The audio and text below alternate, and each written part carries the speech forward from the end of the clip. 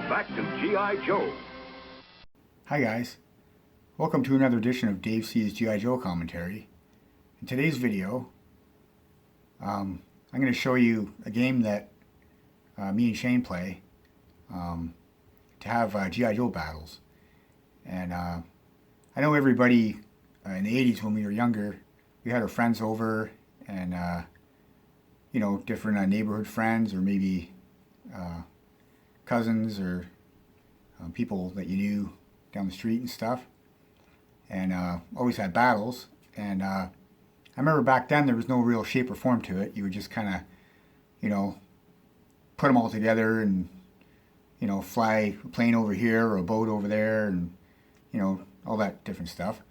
Me and Shane used to do that when he was younger, but now that he's a little bit older, we decided to do it a little bit differently. And we've actually invented a bit of a dice game, kind of a system where you can set everything up and go through with a battle and sort of do it in more of a in an adult fashion, instead of just kind of, you know, playing with the toys in a kiddish way. So anyway, we're going to see how it goes. We've only done this type of battle, I think, maybe once or twice. But I thought we'd do a video on it, and he agreed with me that we should do one to kind of show everybody in the Joe community. And maybe in the future we'll keep playing this game if it's a lot of fun. Maybe it's kind of like a Dungeons and Dragons type game. I don't know. I'm not really a Dungeons and Dragons guy, but you know, with the dice and that, maybe it will. So be more like that. But anyway, okay.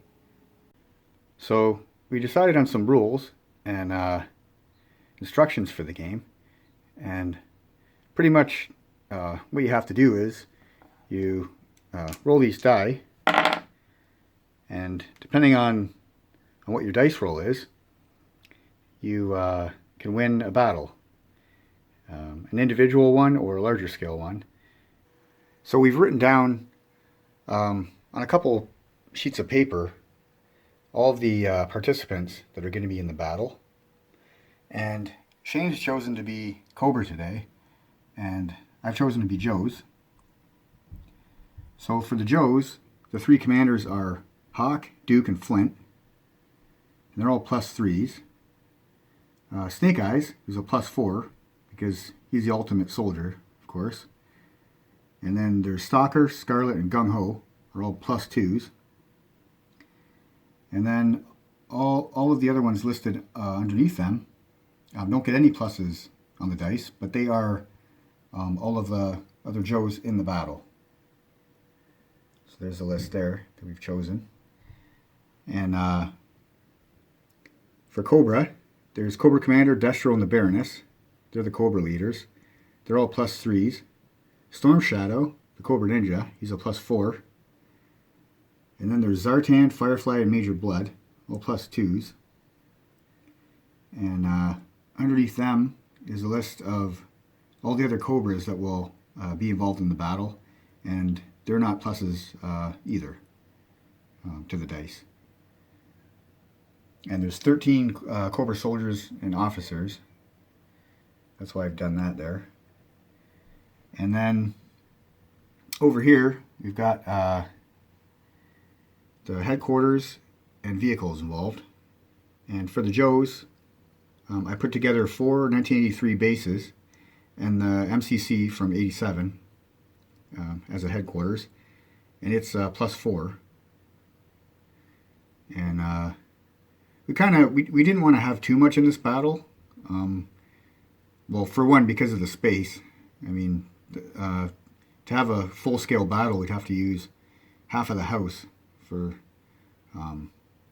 all the stuff, kind of. But anyway, what I was going to say is we didn't want to have, like, the flag in it, and we didn't want to have the Defiant in it. So we kind of kept it to some of the smaller bases, and that's why I chose those. But there's a list of the vehicles and their dice values as well. Two Mobats at +1, and you can go down the list. The best Joe vehicle is 84 Hovercraft, we decided. And then for the Cobra side, the Cobra headquarters for Shane is a 86 Cobra Terradrome and a Cobra Bunker, 85, and it's a +4. And we tried to make it as fair as possible for dice values. You can see that both headquarters for both sides is a +4. And then there's a list of the dice values for the Cobras and the vehicles that are involved. And the top Cobra vehicle is a Rattler and a hydrofoil boat. And yeah, for Joe's it's Hovercraft and Tomahawk. I forgot the Tomahawk.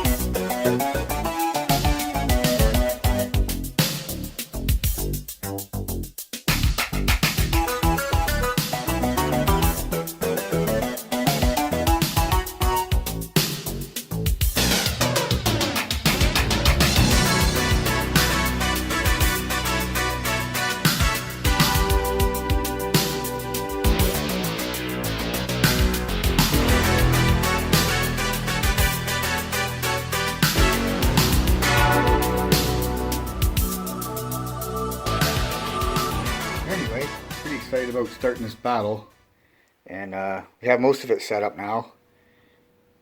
As you can see here, there's the Cobra stuff, and there's all the Joe stuff, and pretty cool.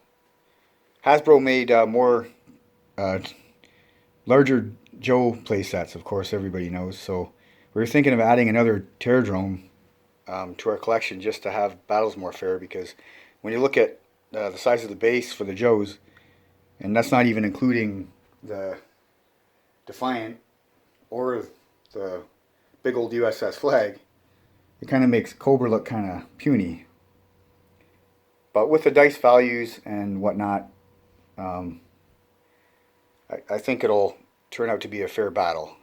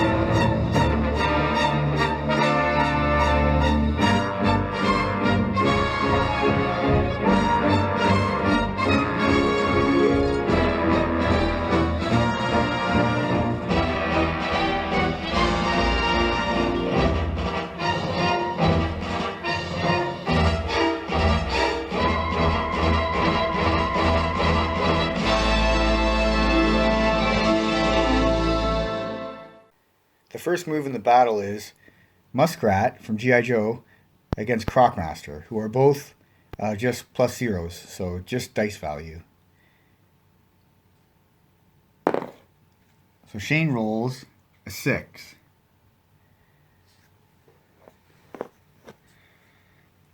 And I roll a 4. So Crocmaster eats up Muskrat.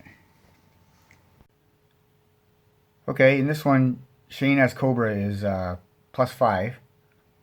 And my G.I. Joe Vamp is plus 1.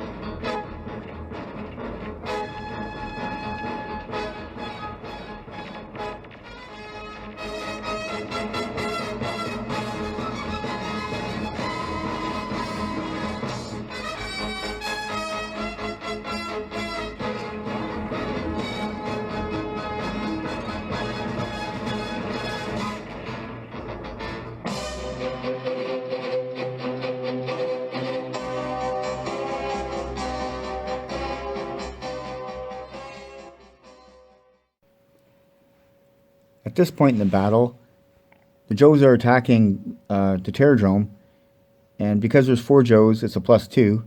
It's a group of 4, and Shane has a lone Cobra soldier, so he's a plus 0.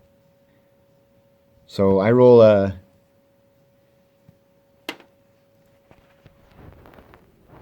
6.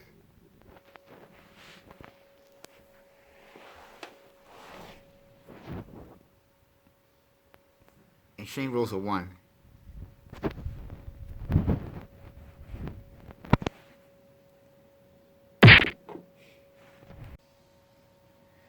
So now those 4 Joes are going to attack Baroness.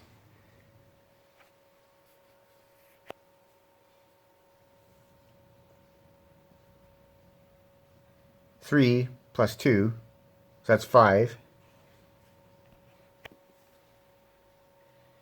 And Shane rolled a 6, so he automatically wins, and Baroness would be plus 3, so...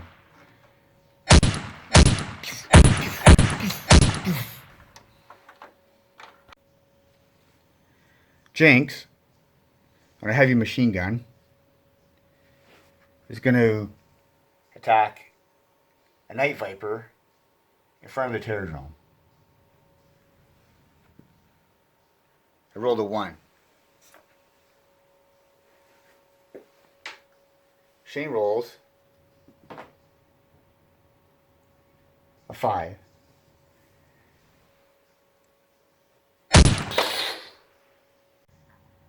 So Shane has moved 4 Night Vipers into my headquarters. He's doing a sneak attack around the back, and he's attacking Outback and Mainframe, who are plus 0, and because he has a group of 4, it's a plus 2.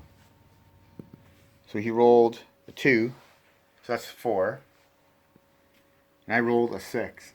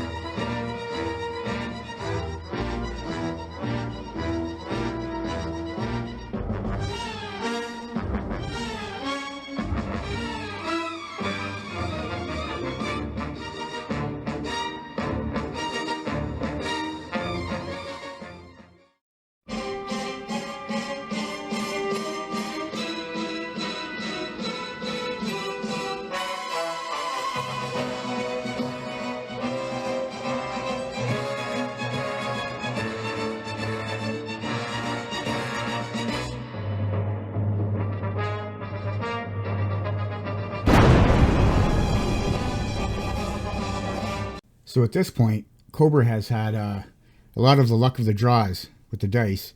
I still have Duke left though. He's a +3. There he is there. But yeah, like I was saying, Cobra has had some real luck as far as winning battles with the dice. And at this point, I've decided to retreat a lot of my guys back. So there's Mainframe. I'm going to bring him back into the MCC. And he just fell down the stairs, but that's okay. He's going to hang out there.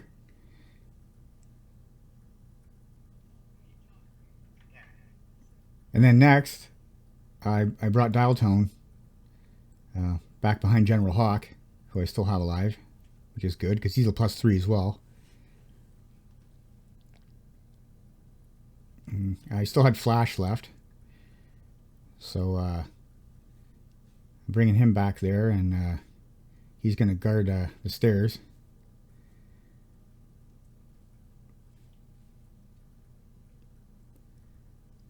Shockwave's in a gunner position on headquarters, him and Hardball. Here's Hardball there, so those guys are coming back. And they're gonna, Hardball's gonna hang out by the 50 cal there. And Shockwave's gonna be there too for Hawk's help.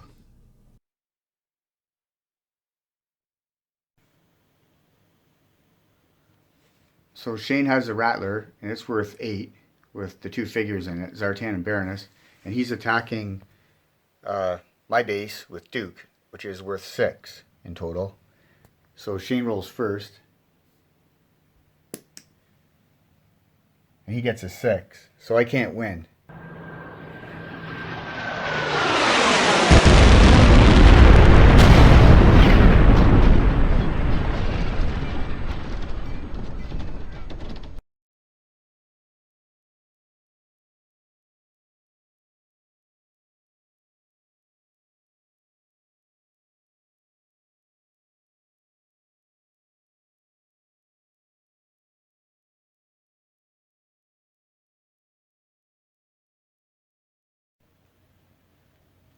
Because my base is totaled now, we all retreated back to this base, and it's only worth a +3 because of General Hawk.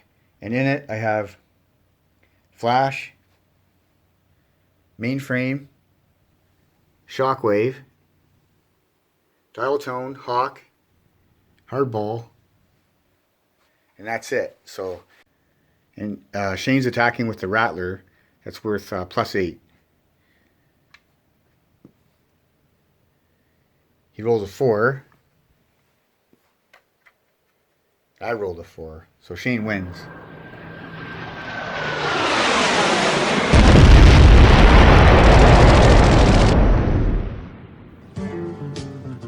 Okay, so the battle's over. And Cobra won, which was Shane. And as you can see, these are all the Cobras that he had left. And all I had was General Hawk. So, congratulations, Shane.